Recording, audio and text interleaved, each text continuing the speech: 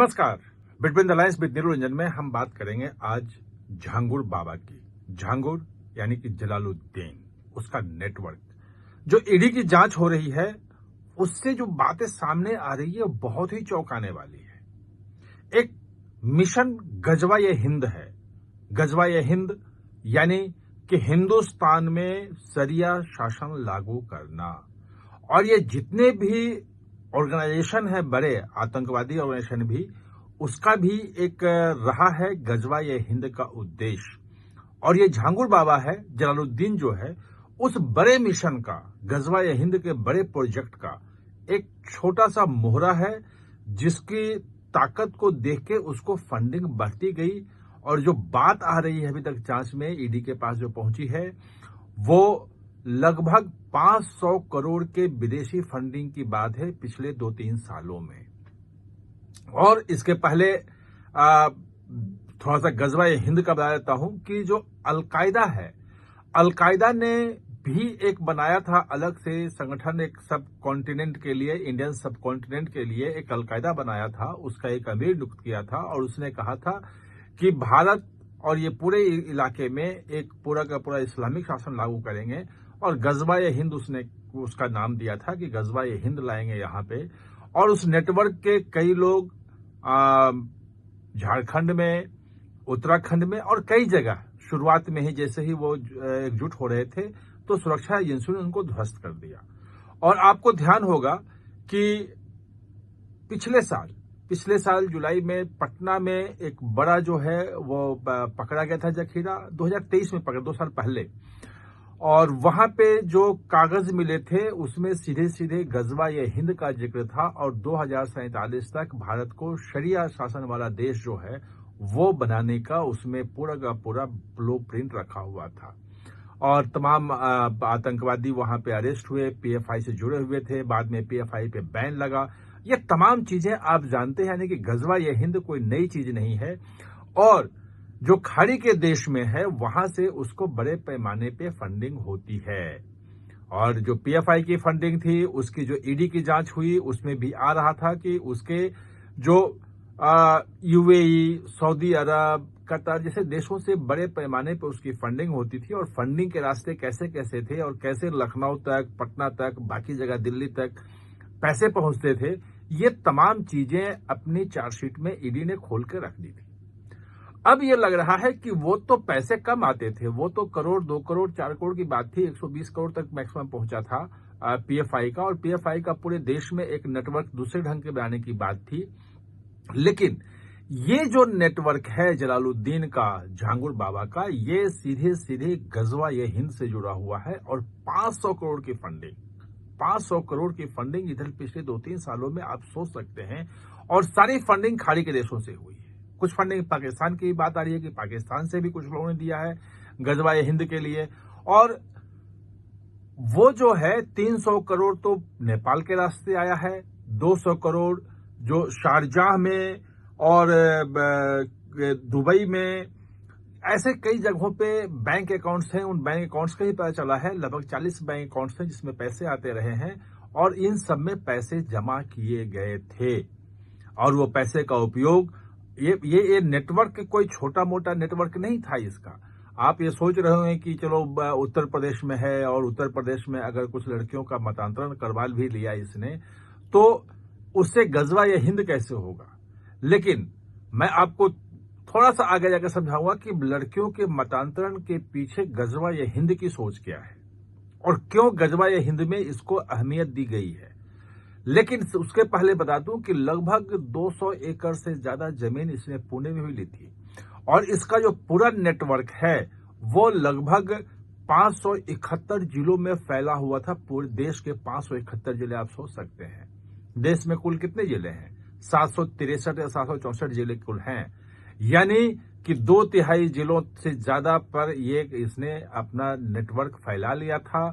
Rate जो था वो गजवा-ए हिंद में जो है रेट, उसी के हिसाब से तय हुआ था कि अगर सवर्ण, ठाकुर, ब्राह्मण ये सब की लड़कियां आती हैं, सिख लड़कियां आती हैं तो 15-16 दिए जाएंगे, लाख दिए जाएंगे। जो लेके आता है, फंसाता है, कन्वर्ट करता है, जो ये ओबीसी की लड़कियां जाति की आएंगी उनको 12 दिए जाएंगे, और जो नीचे जो है एससी एसटी सब की जो लड़कियां आएंगी उनको 8 से 10 लाख रुपए दिए जाएंगे। ये जो रेट है, ये कहा जा रहा है, जो ईडी के जांच कर रहे हैं अधिकारी उनका मानना है कि गजवा ये हिंद के तहत ये रेट तय किया गया है कि अगर हम ये कितना खर्च करेंगे और कितनी लड़कियों को करेंगे। और लड़कियों को क्यों? क्योंकि लड़कियां सिर्फ ये नहीं है कि ये आसान टारगेट हैं, उनको कन्वर्ट किया जा सकता है। कन्वर्ट तो किसी को किया जा सकता है, और अभी हमने बहुत सारे देखा कि भाई लड़के भी कन्वर्ट होते हैं, इस्लाम कबूल करते हैं, जो ईसाई मिशनरी है वो भी उसमें लगे होते हैं करने के लिए। लेकिन छांगुर बाबा जो है वो गजवा ये हिंद के तहत सिर्फ और सिर्फ लड़कियों को टारगेट करने के पीछे एक बड़ा उद्देश्य है। उद्देश्य यह है कि अगर लड़की कोई बन जाती है, इस्लाम कबूल कर लेती है, तो आगे आने वाली पीढ़ी जो वो बच्चे पैदा करती 2-3 वो हिंदू होता, अब जो भी बच्चे पैदा करे उसके बच्चे इस्लाम होंगे। यानी कि हिंदुओं की संख्या कम करके और मुसलमानों की संख्या कैसे बढ़ाई जाए और कैसे जल्द से जल्द भारत में मुस्लिम बहुल देश बना करके और यहां शरिया शासन लागू किया जाए, ये गजवा ये हिंद का यही उद्देश्य है। और इसी उद्देश्य के लिए इतने बड़े पैमाने पर फंडिंग की बात आ रही है। और जो ईडी के अधिकारी जो जांच कर रहे हैं वो देख के हैरान हैं कि आखिर ये पैसे अगर वहां से आए तो किसने किसने दिए, कैसे कैसे दिए, कितनी जानकारी मिल पाएगी ये नहीं मालूम है।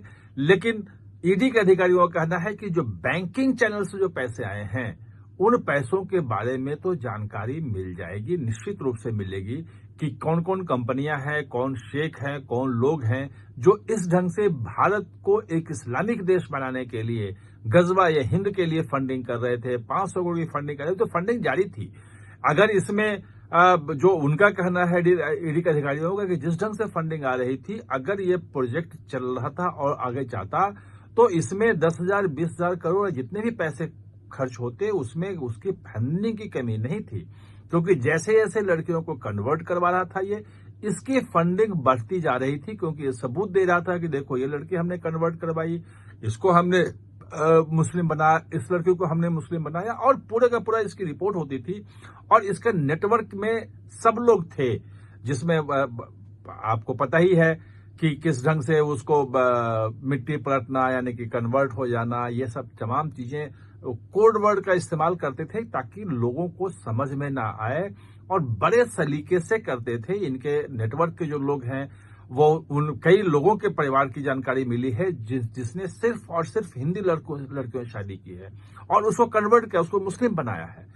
तो ये जो गजवा या हिंद का एक बिल्कुल नया अनोखा जो प्रोजेक्ट सामने आया है, ये सचमुच में ईडी को बाकी सुरक्षा एजेंसियों को बिल्कुल चौकन्ना कर दिया है कि आखिर इस ढंग से भी अभी तक तो एजेंसियां जो थी आतंकी गतिविधियों तक सीमित थी।